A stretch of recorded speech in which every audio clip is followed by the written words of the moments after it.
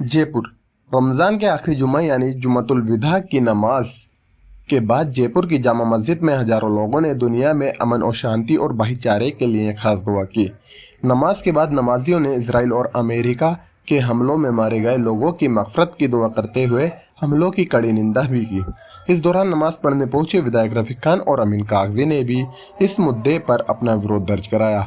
उन्होंने कहा कि भारत और ईरान के रिश्ते हमेशा से दोस्ताना रहे हैं, लेकिन मौजूदा हालत में सरकार को अपनी विदेश नीति पर दोबारा से गंभीर विचार करना चाहिए। विधायकों ने कहा कि रमज़ान का आखिरी अशरा चल रहा है, जिसे निजात का अशरा कहा जाता है।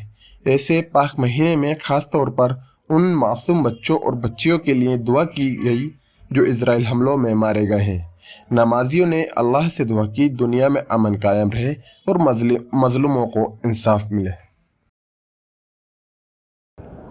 देखिए, ऐसा है कि अमेरिका का जो हस्तक्षेप है ईरान के अंदर वो बिल्कुल नाजायज़ है। अमेरिका पूरे देश के पूरी दुनिया के ऊपर कब्जा करना चाहता है। पहले इराक पे कब्जा किया, फिर वहाँ वेनेजुएला पे कब्जा किया, और अब ये लड़ाई ईरान से नहीं है, ये लड़ाई पैसे की और ताकत की है। उनके तेल भंडार पे अमेरिका कब्जा करना चाहता है। और अफसोस की बात यह है कि हमारा मित्र राष्ट्र है ईरान, और देश के प्रधानमंत्री ने अभी तक कोई बयान नहीं दिया है। हमें ईरान के फेवर में बयान देना चाहिए था, ईरान का साथ देना चाहिए था। हमारी जो फॉरेन पॉलिसी रही है उसमें हमेशा ईरान हमारा मित्र राष्ट्र रहा है। लेकिन अफसोस की बात यह है कि प्रधानमंत्री ने इजराइल के हाथ मिला लिया है, तो एक बहुत गलत मैसेज पूरी दुनिया के अंदर है। लेकिन मैं ये कह सकता हूँ कि रमज़ान के महीने में जिस तरह से ईरान लड़ा है उसको हम उनके लोगों को और तमाम आज जयपुर के अंदर भी और तमाम दुनिया के अंदर आज उनके लिए दुआएं की गई है।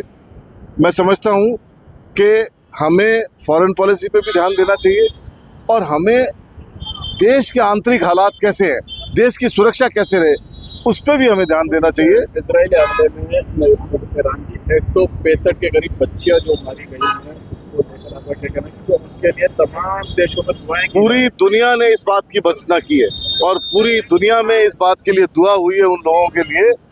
और मैं ये कह सकता हूँ कि अमेरिका का कोई प्रिंसिपल नहीं है, तो हमें पूरे देश को इकट्ठा होके एक राय होके इस बारे में चर्चा करनी चाहिए। अभी पार्लियामेंट चल रही है, अच्छा हो कि ये समय निकाले और पूरी विदेश नीति पे एक बार फिर से चर्चा हो, और ये बात तय की जाए कि हमारा मित्र राष्ट्र कौन है और हमारा राष्ट्र विरोधी कौन है। इस बात को आइडेंटिफाई किया।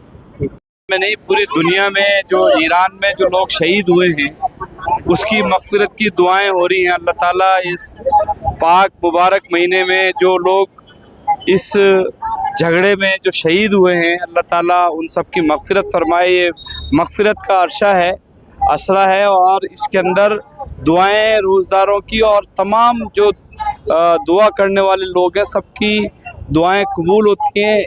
और आज का दिन ख़ास तौर से जुमे का दिन, मुबारक दिन, पूरे हिंदुस्तान में पूरी दुनिया में आज दुआएं की जा रही है। सरकार जो है वो इस वक्त ईरान का समर्थन नहीं कर रही, लेकिन लगातार इसको लेकर जो है नेशनल कांग्रेस सरकार को घेर रही है। इसको लेकर देखिए, पॉलिसी लैब्स तो है ही, विदेश पॉलिसी जो हमारे सदियों से हमारे ईरान के साथ जो संबंध थे, आज उस पर एक अजीब सी बात जो भारत सरकार की है वो समझ में नहीं आ रही है। इसी वजह से राहुल गांधी जी और सोनिया गांधी जी बार बार कह रहे हैं कि हमारी फॉरेन पॉलिसी क्या है, हमें किस तरह से बढ़ना है आगे, और किस तरीके से ईरान के साथ आगे संबंध रखने हैं, ये एक सोचने का विषय है। इसी को बात को कह के बार बार आदरणीय राहुल गांधी जी और सोनिया गांधी जी इस बात को उठा रही हैं।